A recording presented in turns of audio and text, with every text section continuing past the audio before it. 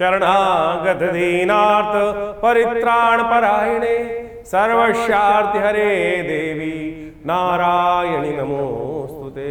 विद्योद्दाम समप्रभां मृगपतिं स्कंदस्थितां भीषणां कन्याभिगर्भालखेटविलसत् दस्ताविरासेवितां हस्तै चक्रगदाशिखेटविशिखां चापं गुणं तर्जनीं बिभ्राणमनलात्मिकां शशिधरां दुर्गां त्रिनेत्रां भजे।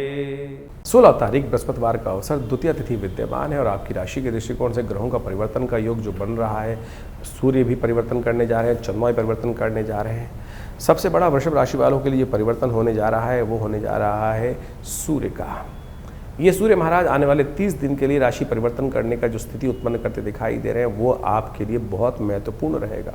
ऐसे में आपकी राशि के दृष्टिकोण से एक नया उम्मीद, नया परिवर्तन के लिए ग्रह बहुत तेज गति से आगे बढ़ता दिखाई दे रहा है। बृहस्पति के साथ सूर्य विराजमान, साथ में बुध विराजमान, जो ग्रहों का योगा योग बनकर तैयार, चंद्रमा विराजमान होगा, जो योग बना रहे हैं, ये आपके लिए बहुत महत्वपूर्ण स्थिति उत्पन्न करेगा आने वाले समय में।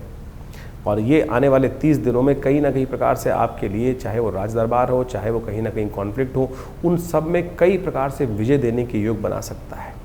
दृढ़ निश्चय नया प्रकार का उत्पन्न करने के योग आपकी राशि में बनते दिखाई देंगे। चाहे आप नौकरी कर रहे हैं, चाहे आप बिजनेस कर रहे हैं, उसमें कहीं ना कहीं नए आयामों को प्राप्त करने का योग भी अवश्य बनता दिखाई देगा इस सूर्य के परिवर्तन के साथ। लेकिन जी हाँ, लेकिन किंतु परंतु सब जगह जुड़ा होता है। सबसे बड़ी समस्या ये होने वाली है कि सूर्य तो परिवर्तन करने जा रहे हैं, लेकिन बृहस्पति को अस्त करने जा रहे हैं, जो उच्च के होकर बैठे हैं, आपकी इसी राशि में बैठे हैं।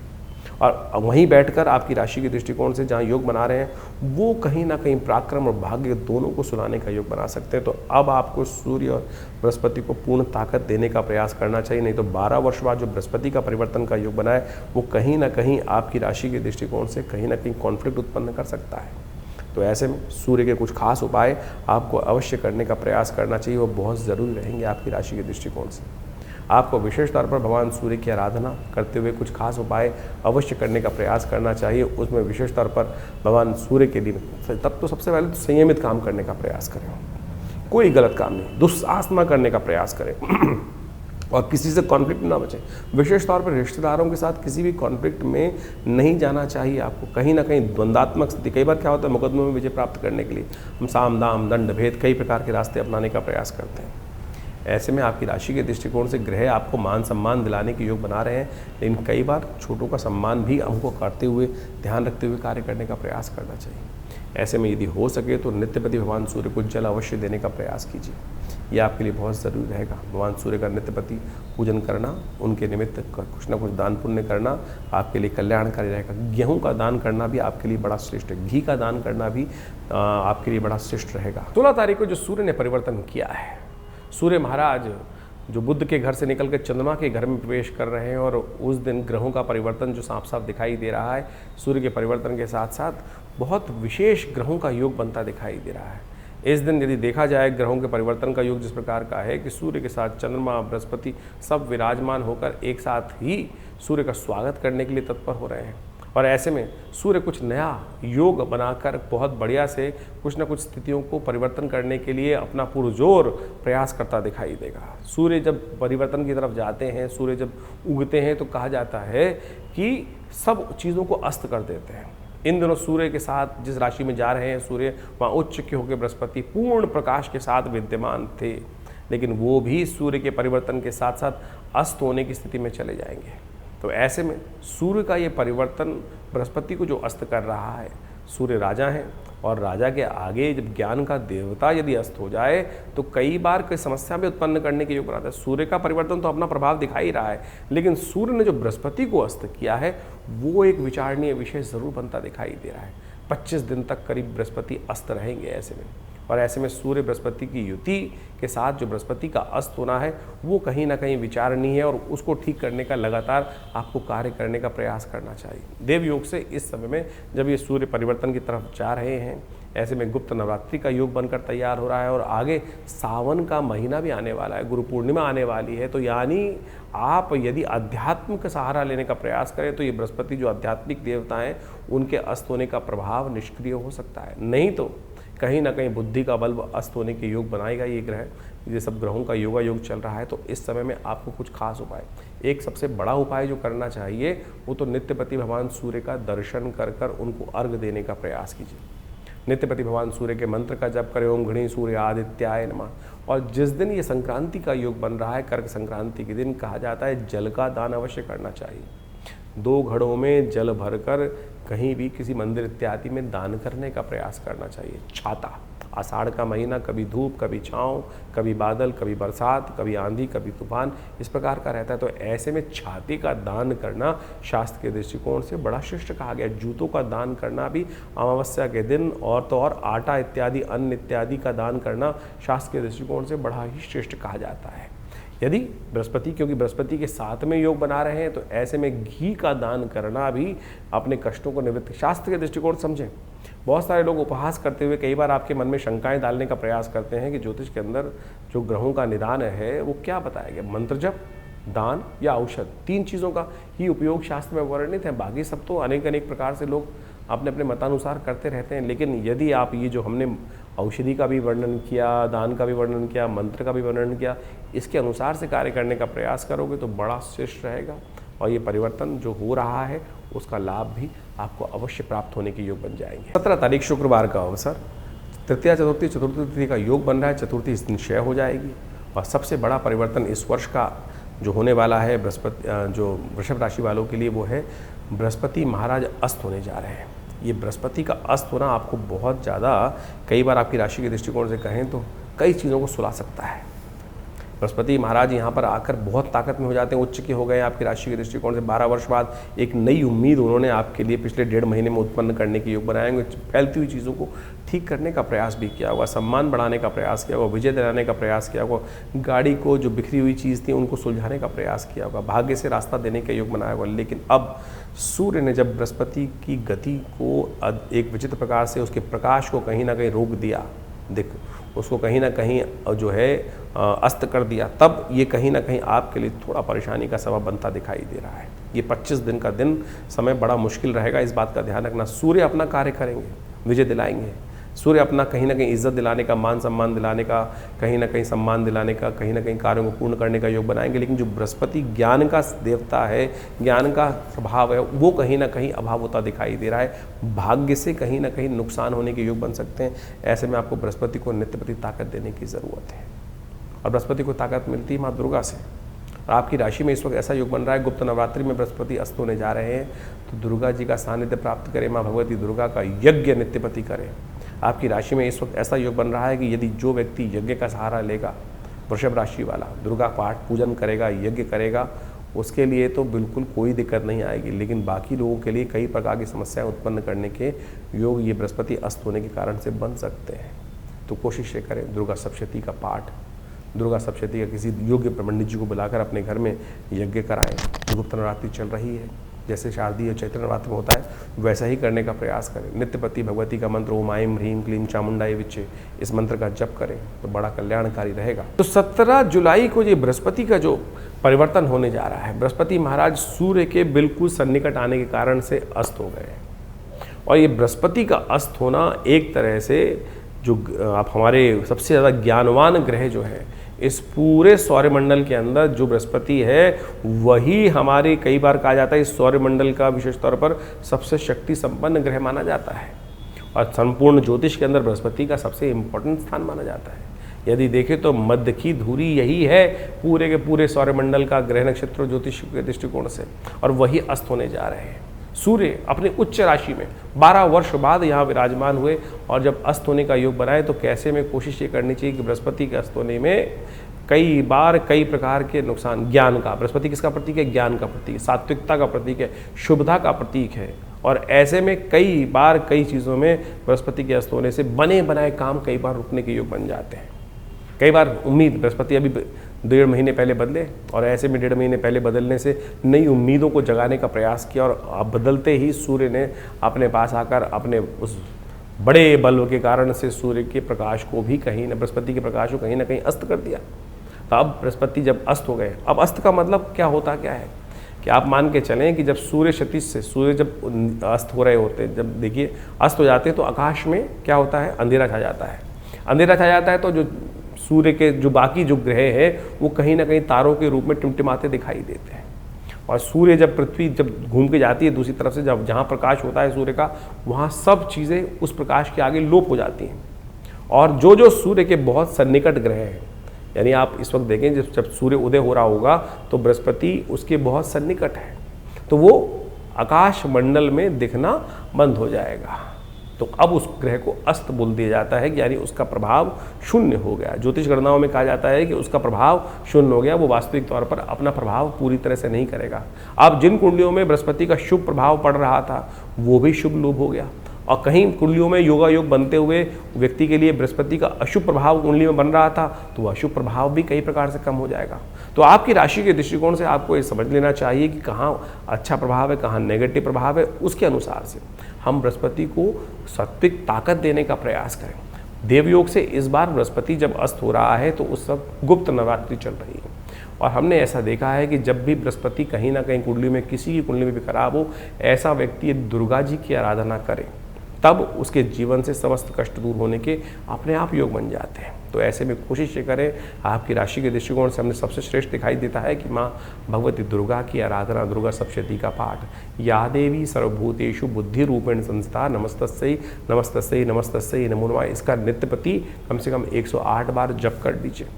हो सके तो पीली चीज़ों का दान करने का प्रयास करें। माँ भगवती के मंदिर में जाकर उनको पीले वस्त्र अर्पित करने का प्रयास करें। और सबसे श्रेष्ठ रहेगा कि नित्य प्रति आप एक काम और करने का प्रयास करें। ये हल्दी की गांठ आपको मिलेंगी, इस हल्दी की गांठ से जो जल में डालकर उसको विशेष तौर पर हल्दी युक्त जल बनाकर फिर उससे स्नान भी नित्य प्रति कर लीजिए। ऐसे में ये बृहस्पति का अस्त होने का प्रभाव आप सत्य देखेंगे कि बहुत कम हो गया। तो इसका नित्य प्रति इस प्रकार से उपाय करने का प्रयास कीजिए और देखिएगा कहीं ना कहीं बृहस्पति का नेगेटिव प्रभाव जो है, बहुत छोटे छोटे उपाय बताएं। बृहस्पति का मंत्र है ओम ग्रांग ग्रीं ग्रौंग से गुरुवे नमः, इस मंत्र का नित्य प्रति जप करने का प्रयास कीजिए, बहुत सुंदर रहेगा, आपके कष्टों को दूर करने का योग बनाता रहेगा। 18 तारीख शनिवार का अवसर, पंचमी तिथि विद्यमान है, ग्रह नक्षत्रों का परिवर्तन का योग बन रहा है जो आपकी राशि में विजय का योग बनाकर तैयार कर रहे हैं। अपने वर्चस्व को स्थापित करने के लिए सही दिशा में कार्य करते हुए यदि कार्य करेंगे तो आपके स्थितियों को अच्छी स्थिति में ले जाने का योग बहुत जल्दी बनता दिखाई दे रहा है। शनिवार का अवसर है, कोशिश करें इस दिन शनि को जरूर कंट्रोल में करते रहें। इस वक्त राहु और शनि दोनों के दोनों आपके लिए कहीं ना कहीं स्थिति को थोड़ी विकट करते दिखाई दे रहे हैं, तो आपके लिए सबसे श्रेष्ठ होगा इस दिन शनि स्तोत्र का एक बार पाठ कर लें, शनि के मंत्र का जप कर लें।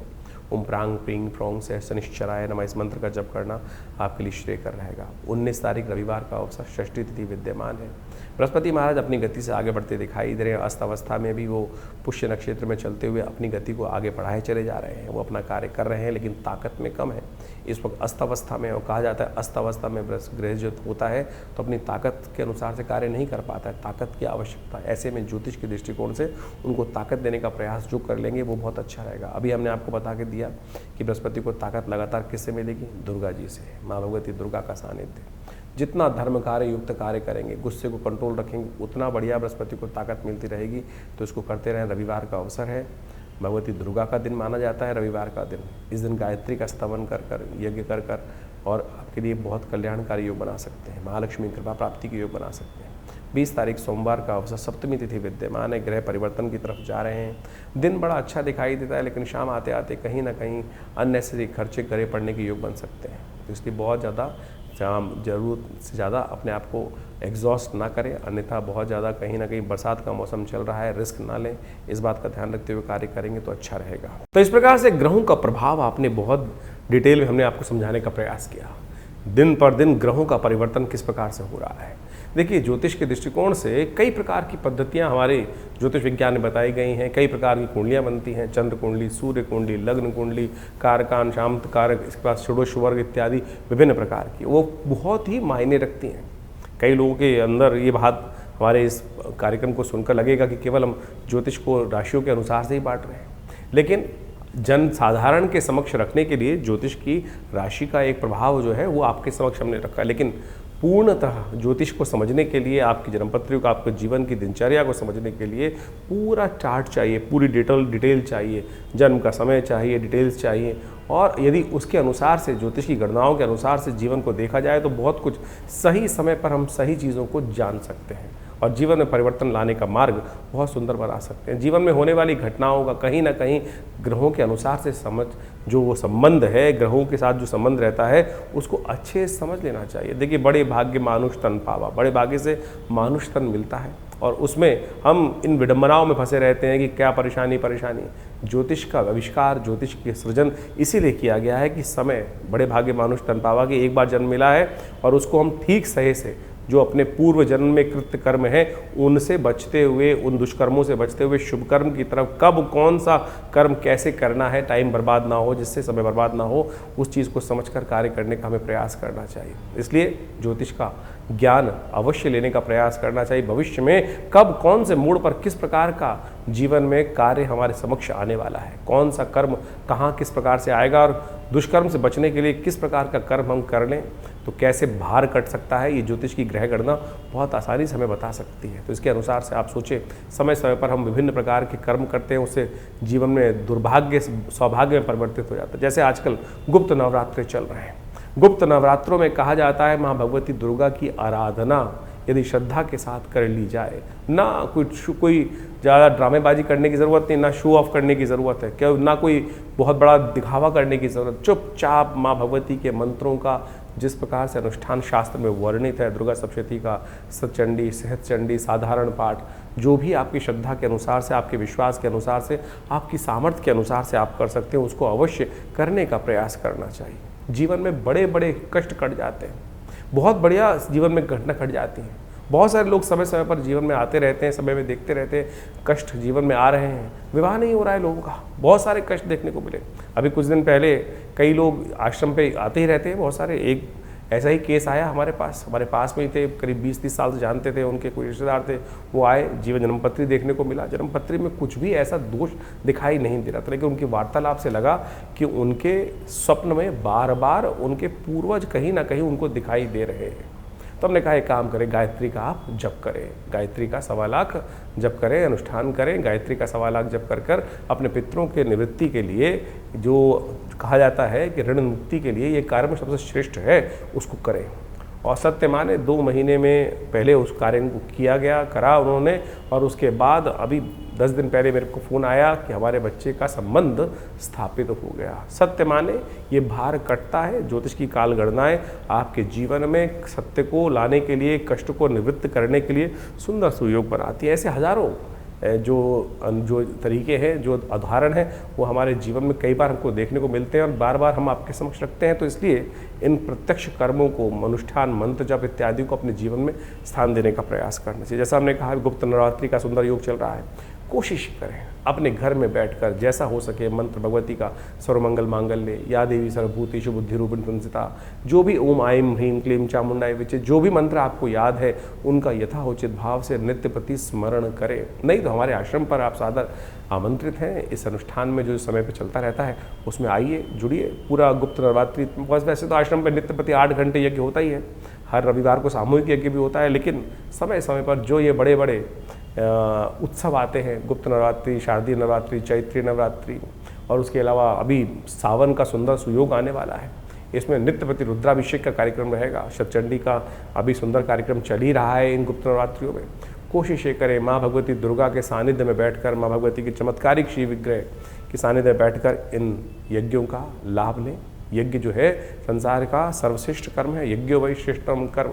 और आज हमारे मंदिरों से दुर्भाग्य है, इस बात को कहते हुए मुझे बड़ा अजीब लगता है कि लोगों ने हमारे अपने मंदिरों में हमने यज्ञ को शून्य कर दिया, और यज्ञ को केवल कुछ लोगों ने तो ऐसा कर दिया जहाँ यज्ञ होता है कि क्या आर्य समाज। अरे सनातन पद्धति में ऐसी कोई चीज़ है जो नहीं है। लोगों ने, विभिन्न मतों ने, विभिन्न पंथों ने एक छोटी छोटी भाग सनातन का लेकर अपना बना लिया और उसको इस प्रकार से उपस्थित करने का प्रयास किया। सनातन पद्धति में यज्ञ का भगवती कोई भी कहा जाता है, कोई भी मंत्र अनुष्ठान है, यदि कोई भी आप कुछ भी कर रहे हैं, चाहे आप नग भी धारण कर रहे हैं, चाहे कोई यंत्र रख रहे हैं अपने पास, यदि उसमें मंत्र जप यज्ञ इत्यादि का कर्म नहीं किया गया है तो वो निष्फल होगा, कार्य करेगा ही नहीं। तो इसलिए यज्ञ वो निधि है भारतीय संस्कृति की जो जीवन के समस्त सुखों को देने का प्रभाव रखती है। और कम से कम इन नवरात्रों में, इन श्रावण के अवसरों पर विभिन्न यज्ञ जो समय समय पर किए जाएंगे उसमें सम्मिलित हों।